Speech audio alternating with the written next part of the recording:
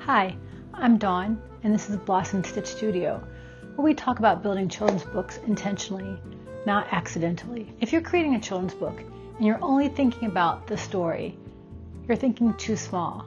Because a successful children's book isn't just a manuscript, it's a brand. And if you treat it like a one-off project, it will behave like one. Most new authors focus on the finishing story, hiring an illustrator, uploading to Amazon, and that's where the thinking stops. But the authors who build momentum design a world. I've always thought about creative projects differently. When I create something, whether it's a book, a website, a themed event, my daughter's birthday party coming up, I'm not just thinking about the main piece. I'm thinking about the colors, the tone, the patterns, how everything connects. I don't just want a product, I want a world. Here's what happens when branding is intentional.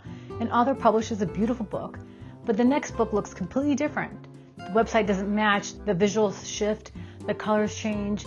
So every release starts from zero. Zero recognition, zero cohesion, zero memory. And in children's publishing, memory is everything. Kids don't just fall in love with a story. They fall in love with a character, a world. You're not just publishing a book. You're publishing intellectual property. And intellectual property thrives on consistency. Think about books like Pete the Cat or Fancy Nancy. You recognize them instantly. Color, character, style, tone, typography. That's intentional. When I develop a book, I'm not just asking what's the plot. I'm asking what's the visual DNA of this project? What color palette defines this world? What mood are we creating? What does this character look like from every angle? Could this expand into a sequel, an activity book? What kind of merchandise are we going to develop? When I create my book, I wasn't just thinking about page one. I was thinking about the series, the website, the expansion. That's not extra, that's brand thinking.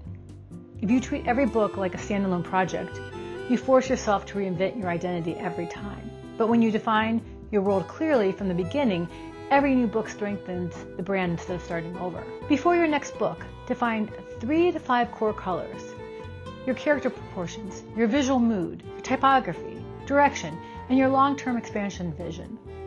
You don't need a complicated brand deck, but you do need clarity.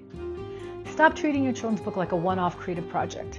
Start treating it like the foundation of a brand. Because stories are powerful, but worlds are unforgettable. Until next time.